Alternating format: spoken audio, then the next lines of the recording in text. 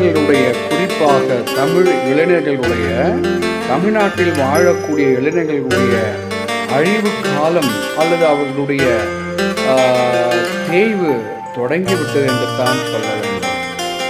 நல்லவர்களை வாழ வைக்க வேண்டியது மட்டுமல்லாமல் நல்லவர்களை வரவேற்பதும் கூட தமிழுடைய பண்பாடு என்று ஒரு காலம் இருந்த நிலை போய் இப்பொழுது தீயவர்களை எல்லாம் அழைத்து நீங்க வாங்க எங்களை ஆட்சி பண்ணுங்க என்று சொல்லி அழைப்பது போல்தான் இப்பொழுதைய தேர்தல் முடிவுகள் இருந்து கொண்டிருக்கின்றன.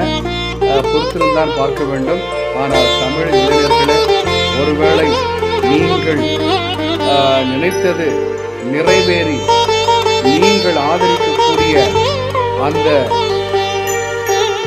சினிமா கவர்ச்சிக்குரிய மனிதன் ஒருவேளை தலைவனாக வந்தால் உங்கள் வாழ்வு பாழ்குழிக்குள் போகும் என்று நிச்சயமாக சொல்ல